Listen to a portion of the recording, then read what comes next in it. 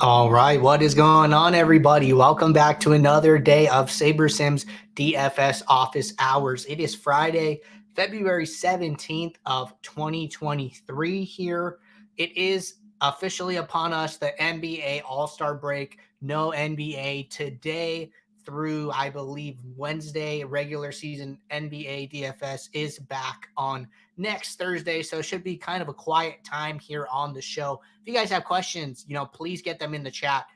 Give us something to talk about with NBA not around. But just looking ahead, got a 5-game NHL slate today, got MMA tomorrow, got XFL and NASCAR on Sunday. So still plenty to talk about, getting into more of the niche sports areas here. So kind of fun. I know League of Legends is like going on as well. Don't know too much about esports myself. Plenty of people in the Discord like to talk about it. But if you guys have questions, throw them in the chat. If I can't get you a good answer, I will go and find you one. For those of you who do not know me, my name is Andrew. I'm one of the coaches over here at SaberSim. This is a show where we go over how to use the SaberSim app, answer any and all DFS related questions that come in the office hours channel, in our Discord, or live in the YouTube chat. If you're interested in getting in the Discord, there's a link in the description below. Check us out, get joined in, ask questions, become a part of the community. And if you are new to SaberSim and want to check us out, haven't joined up with us before, there's a link to a no strings attached 7-day free trial. Try out all of these niche sports that we are talking about here. But that being said, going to get SaberSim pulled up here. And no questions at the moment, but a couple of housekeeping things that I did want to make some announcements on. XFL slates are now loaded in the app. If you go over here to the sport drop down, scroll down to the bottom, we do have XFL loaded up here. We have player data, salaries, games, slates, things like that. We do not have sims for this.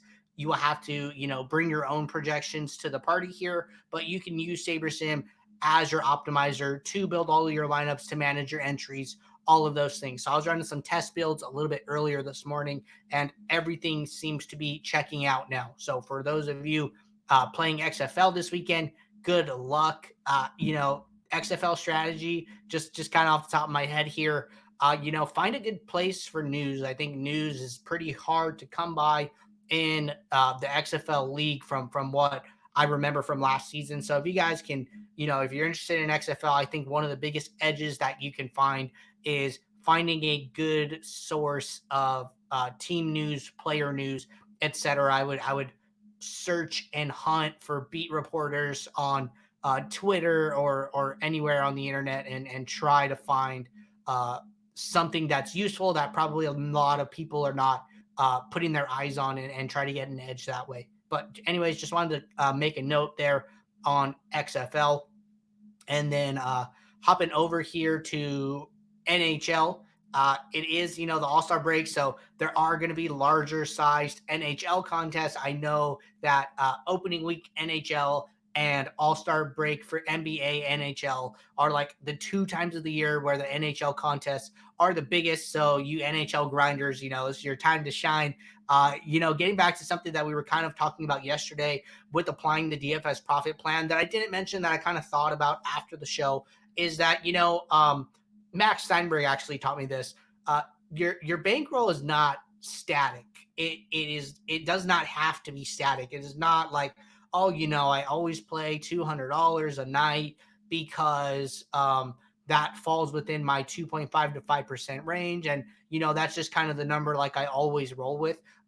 You should be open to, we say 2.5 to 5% for a reason.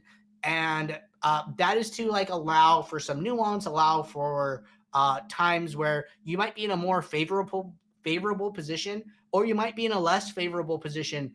And that kind of opens the door to play more or less given a slate dynamic. I think a great example here is like if you're an NHL grinder, right, and you've been playing all season, you've been staying maybe closer to that 2.5% side.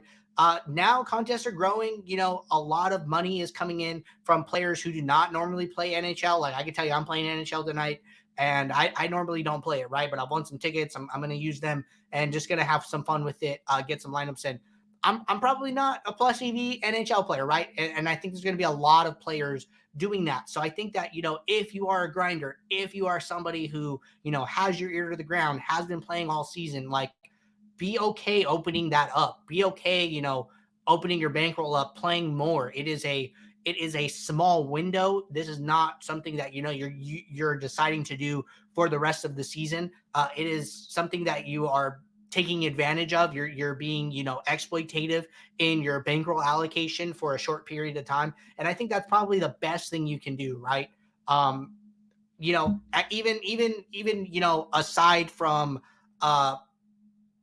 cross sport soft money coming into play here, I think that a principle can be applied on a night to night basis. In, like, say you're an NBA player, right, and you're usually playing closer to that 2.5% side.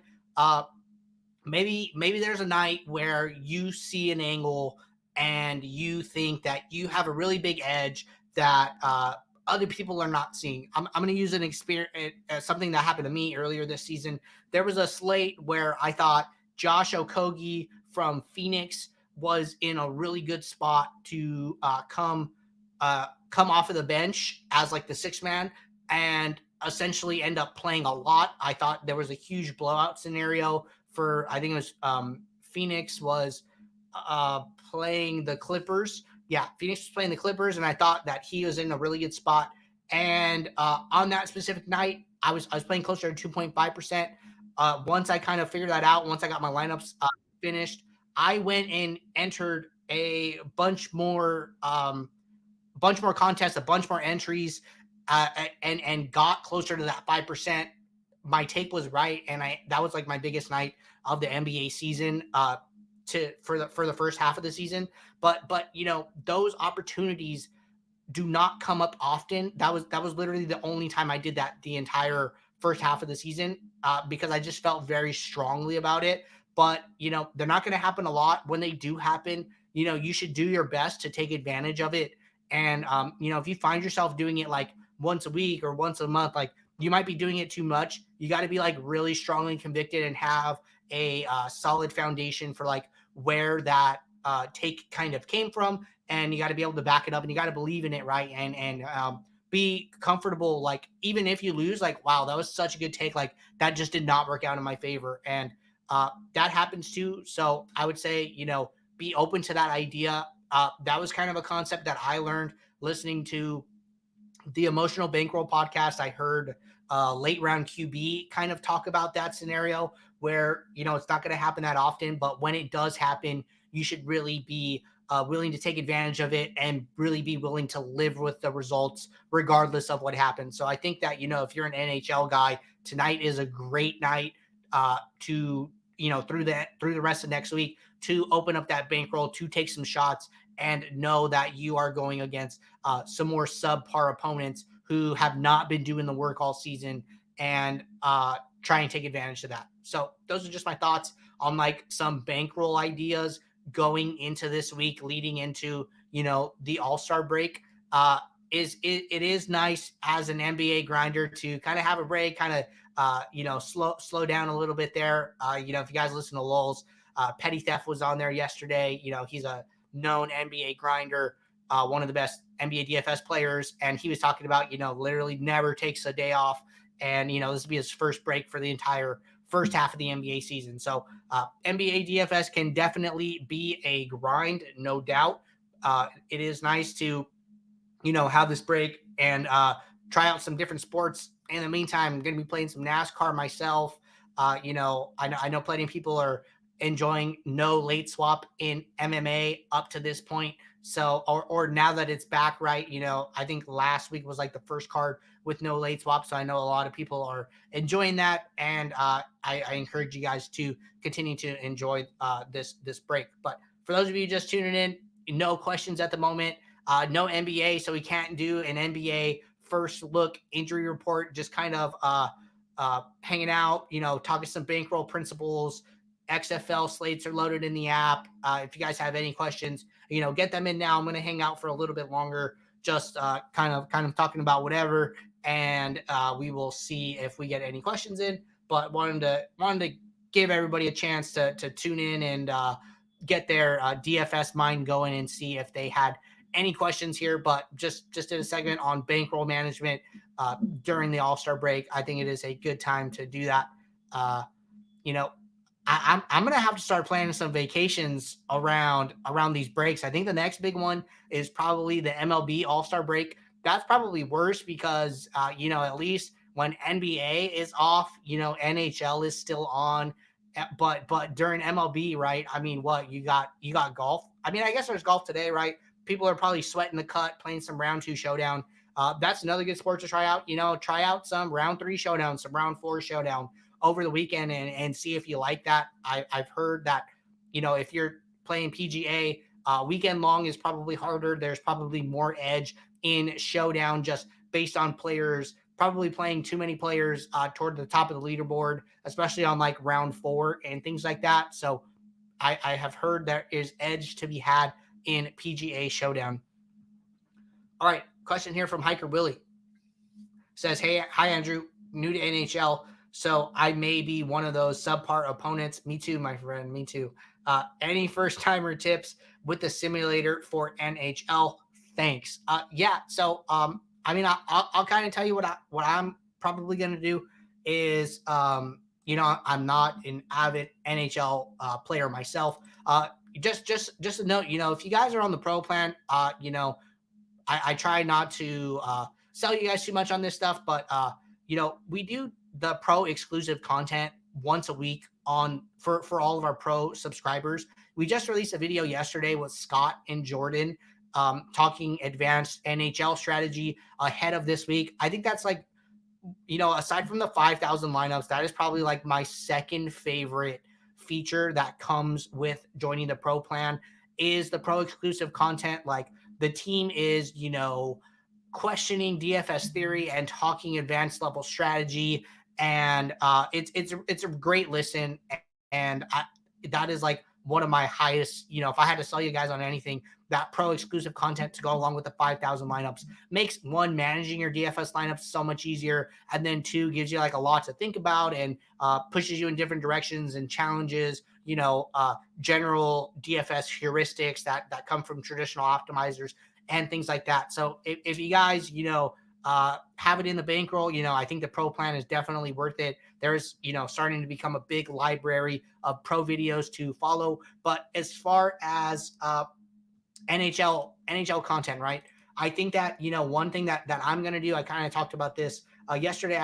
I forget who asked it, but I'm going to be setting just 2 basic standard rules. I'm not somebody who can, look at NHL projections and know where adjustments need to be made. I do want to just have like some baseline stacks that kind of get me moving in the right direction. So that's probably going to look, oh, actually I do have it. Sweet. So that's probably going to look something similar to these 2 rules here. So one is stack 3 players from the same power play line.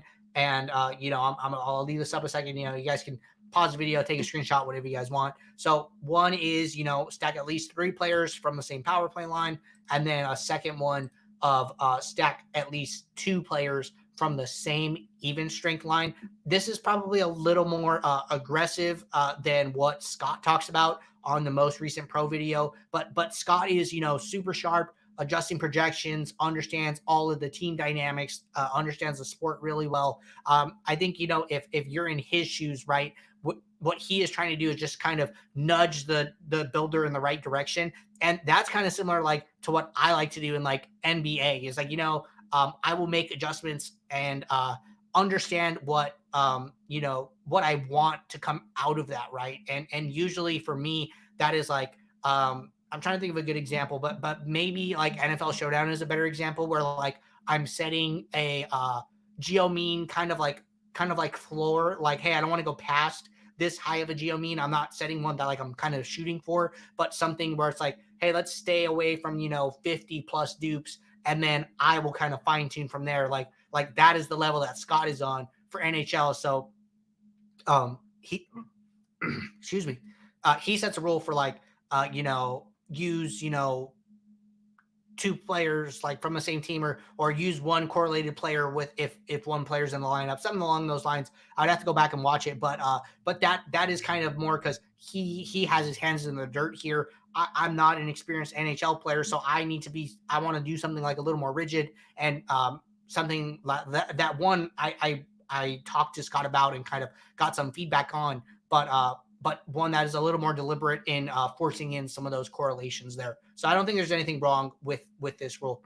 Willie K said, by doing those rules, you will never get two even strength lines unless all three players share the same power play. Correct. Let me see how many lineups there are here.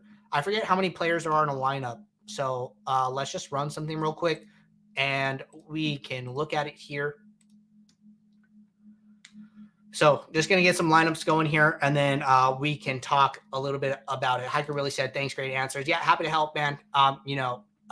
If you guys have any more questions like about NHL ahead of, today or the week, jump in the Discord and post some questions in the NHL channel. Scott is not the only sharp NHL user in the Discord. He is our resident hockey expert on the SaberSim team. So plenty of people in the Discord, happy to chat and have some feedback, throw around some ideas and bounce ideas off of each other here. So looks like we got our lineups here. There are 1, 2, 3, 4, 5, 6, 7, 8, 9 players in an NHL lineup here. Willie K said, because the first rule you had was have at least 3 players from the same power play unit. So correct. So yeah. So getting back to your thing. So yes, I will never get 2 even strength lines unless 3 players share the same power play. Yeah. So you are right about that.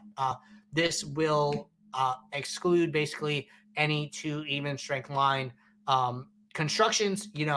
So I don't know if like that is a big part of your strategy. This is just something basically to kind of force in some correlation right off of the bat and get me to some stacks that I might want to play, right? So if we jump into this build and we look at the stack types here, we are going to see we're going to see some 5, 6, 4s, some 5 2s, 4 2s, 4 2 2s, 4 3s here. I think one thing that I'm probably gonna do here is look at some of these pool exposures and see what the pool exposures are, maybe in a test build, maybe in a type of build with no rule. Oh, actually I didn't even activate the rules.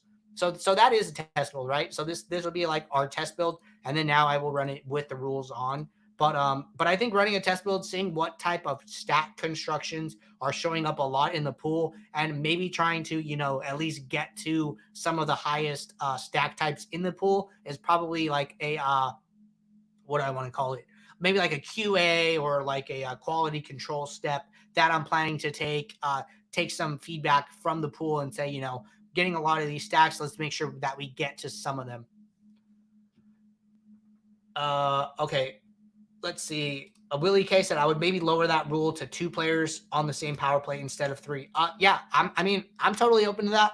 I will try that out, and I would be happy giving that a shot. So appreciate the feedback, Willie K. Sounds like you are one of those NHL grinders that we were talking about. All right, Franklin said, what's up, Andrew? Do you have any rules set for MMA or NASCAR?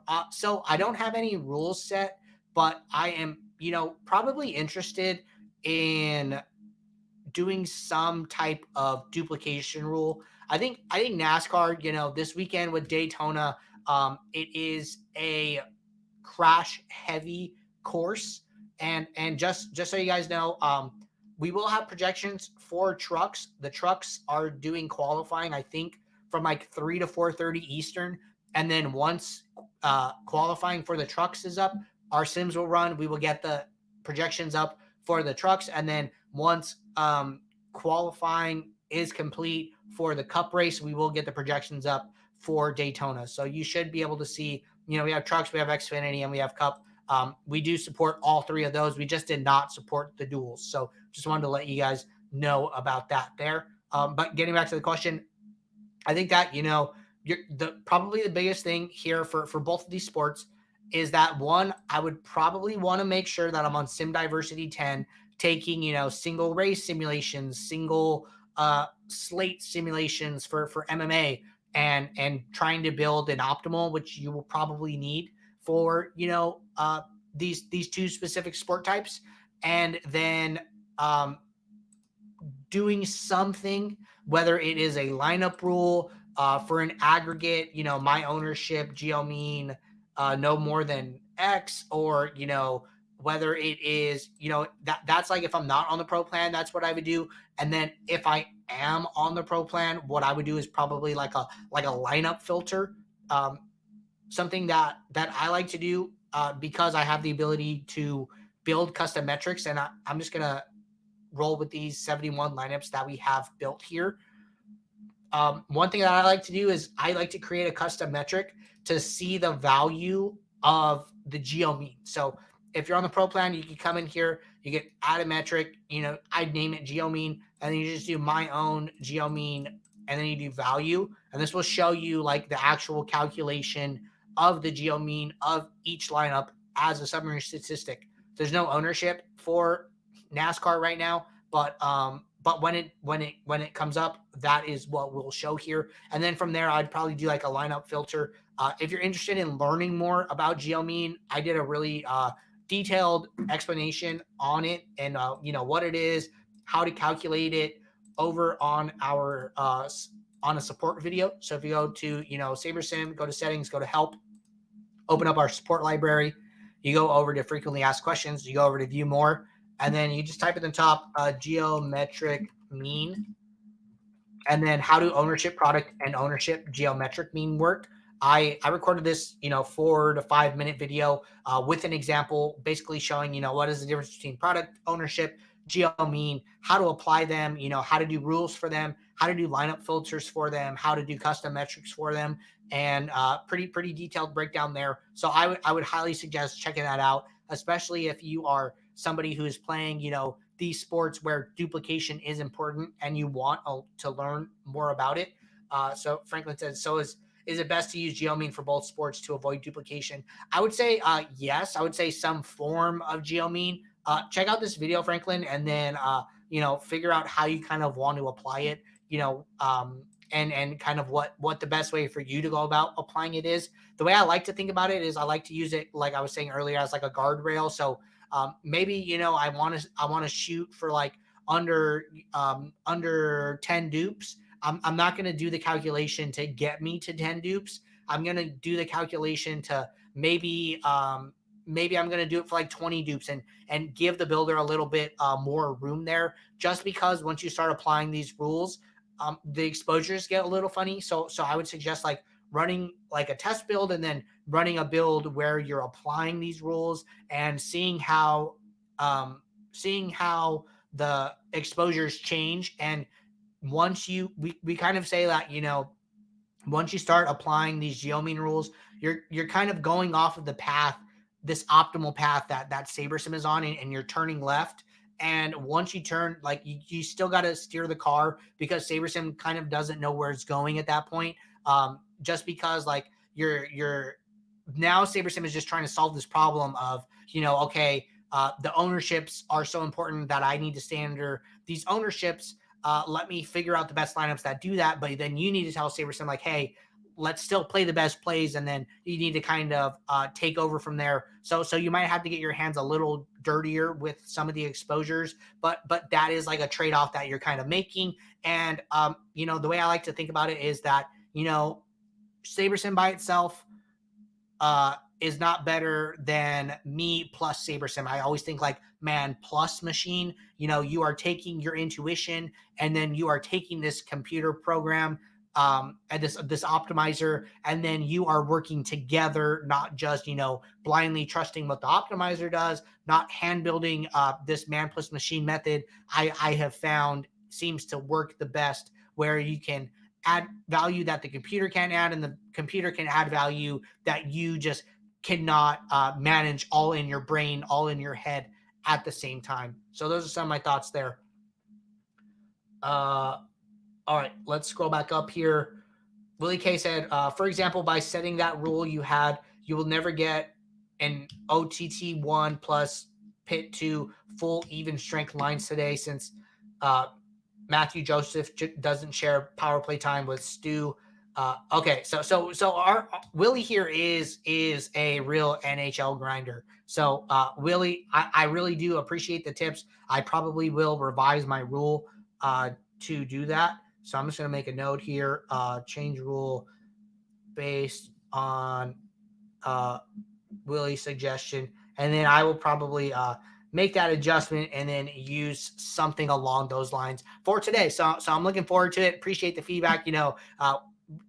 You guys come to this show to get your questions answered, and now I am the student and you guys are the teachers. So I think that is a pretty cool dynamic on a strange day like today with no NBA to talk about. So I'm having a great time. Wasn't sure we would be able to, come in here and have too much to talk about, but I think that the show has been great so far. Billy K said having Joseph gives you salary relief since he's cheap, which would be helpful as well. Happy to help. Yes. So thank you. And then Franklin, if you have any follow up on the GeoMean stuff, happy to talk about it more. Question here from Ryan Nelson said, going to still play DFS, but the world isn't the same without NBA action in play. The good news is that spring is around the corner, which is the best time for sports. Ryan, I'm looking forward to MLB myself. Probably like my most, I would say, I enjoy MLB the most, like from a fan perspective, from like a lifelong baseball fan perspective. So I thoroughly enjoy baseball DFS. Qualified for the FanDuel Live Final last year. Don't know if I'm going to go for it again, but I don't know if you guys heard the story. So I qualified for the FanDuel Live Final last year. I got appendicitis the weekend before and had to have emergency surgery and didn't get to go. So that would have been like my first time hanging out with like a lot of the SaberSim guys in person. The only person I've hung out in person with is Jordan. So, Matt was there, Will was there, Eric was there, Max Steinberg was there, Giant Squid was there. Would have got to meet AI robot in person. So, would have let you guys know if Giant Squid is a real person or not. So was really sad that occurred, but it was definitely outside of my control, unfortunately. So just going to have to qualify for another one and go back next year. But yeah, so we are just about at the 30-minute mark here. I feel like we've done our best to kind of fill up the time here. If you guys have questions over the weekend, we are definitely going to need the questions on Monday with NBA being gone. So if you guys have questions over the weekend, throw them in the office hours channel, and we will touch on them on Monday. Good luck in all your guys' contests. Have some fun with DFS this weekend. Tune down the bankroll if you're trying out sports for the first time. And then if you're like my guy, Willie K here, a true NHL grinder, maybe increase some of that volume with all of us non-sharp NHL players coming over and dipping our toes in the water. But have a good weekend, everybody. Take care, and I will see you